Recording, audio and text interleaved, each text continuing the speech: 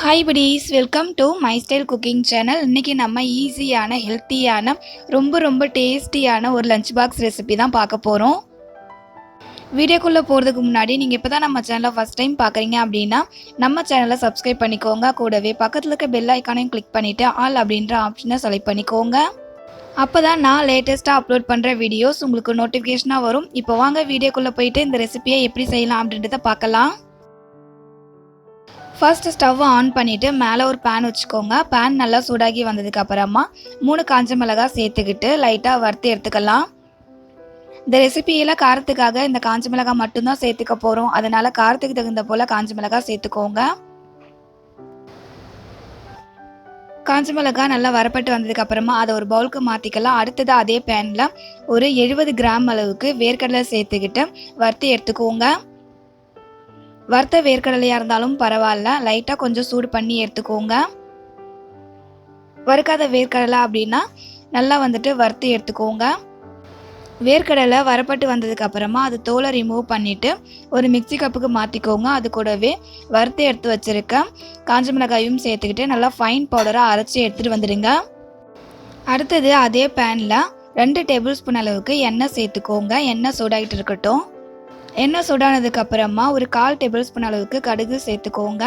கடுகு எண்ணெயில் நல்லா வெடித்து வந்துடட்டும். இந்த சாதத்துக்கு சைடிஷாக எதுவுமே வேண்டாம், அப்படியே சாப்பிட்றதுக்கே ரொம்பவே நல்லாயிருக்கும். கடுகு வெடித்து வந்ததுக்கு அப்புறமா வேர்க்கடலை கொஞ்சமாக சேர்த்துக்கிட்டு எண்ணெயில் வறுத்து விட்டுக்கோங்க.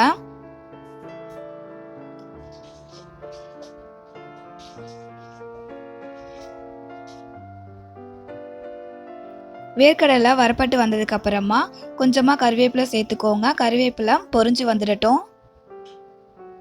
கருவேப்பிலை பொரிஞ்சு வந்ததுக்கு அப்புறமா நம்ம ஏற்கனவே ரெடி பண்ணி வச்சிருக்க ஒயிட் ரைஸை இது கூட சேர்த்துக்கலாம். சேர்த்துக்கிட்டு ஒரு டைம் நல்லா கலந்து விட்டுடுங்க. இந்த வேர்க்கடலை சாதத்துக்கு பார்த்தீங்கன்னா காரம் கம்மியாகவே சேர்த்துக்கோங்க. அப்போ தான் இதோட டேஸ்ட் ஃபுல்லாக நம்ம சாப்பிடும்போது தெரியும். ஸ்பைஸியாக வேணும் அப்படின்னு சொல்லிட்டு காரம் அதிகமாக சேர்த்துட்டோம் அப்படின்னா இதோட டேஸ்ட் நமக்கு தெரியாது. சாதத்தை கிளறி விட்டதுக்கு அப்புறமா அதில் நம்ம ஆல்ரெடி பொடி பண்ணி வச்சுருக்க அந்த வேர்க்கடலை பொடியை இது கூட சேர்த்துக்கோங்க. வேர்க்கடலை பொடியை சேர்த்ததுக்கு அப்புறமா எல்லாமே நல்லா மிக்ஸ் ஆகி வர அளவுக்கு மிக்ஸ் பண்ணி விட்டுக்கோங்க. இந்த வேர்க்கடலை சாதம் சின்னவங்கலேருந்து பெரியவங்க வரைக்கும் எல்லாருமே விரும்பி சாப்பிடுவாங்க. ஸ்கூலுக்கு போகிற குழந்தைங்கள்லேருந்து ஆஃபீஸ் போகிறவங்க வரைக்குமே இதை லஞ்ச் பாக்ஸ் ரெசிப்பியை கொடுத்து அனுப்பலாம். இப்போ எல்லாத்தையுமே நம்ம கலந்து விட்டதுக்கு அப்புறமா இந்த சாதத்துக்கு தேவையான அளவுக்கு உப்பு சேர்த்துக்கிட்டு அகைன் நல்லா ஒரு டைம் கிளறி விட்டுருங்க. இந்த ரெசிப்பியை நீங்களும் உங்கள் வீட்டில் ஒரு டைம் ட்ரை பண்ணி பாருங்கள், கண்டிப்பாக உங்களுக்கும் பிடிக்கும். இந்த ரெசிபி உங்களுக்கு பிடிச்சிருந்தது அப்படின்னா வீடியோவுக்கு லைக் பண்ண மறந்துடாதீங்க. உங்கள் ஃப்ரெண்ட்ஸ் அண்ட் ஃபேமிலி மெம்பர்ஸ்க்கும் மறக்காமல் ஷேர் பண்ணுங்கள். மை ஸ்டைல் குக்கிங் சேனலுக்கு சப்போர்ட் பண்ணுங்கள். என்னுடைய எல்லா ரெசிபியும் நீங்கள் பார்க்கணும் அப்படின்னா மை ஸ்டைல் குக்கிங் சேனலை சப்ஸ்கிரைப் பண்ணி வச்சுக்கோங்க. நம்ம சேனலில் நிறைய லஞ்ச் பாக்ஸ் ரெசிபிஸ் இருக்குது. நீங்கள் இன்னும் அந்த ரெசிபிஸ்லாம் பார்க்கல அப்படின்னா டிஸ்கிரிப்ஷன் பாக்ஸில் லிங்க் கொடுக்குறேன், செக் பண்ணி பாருங்கள்.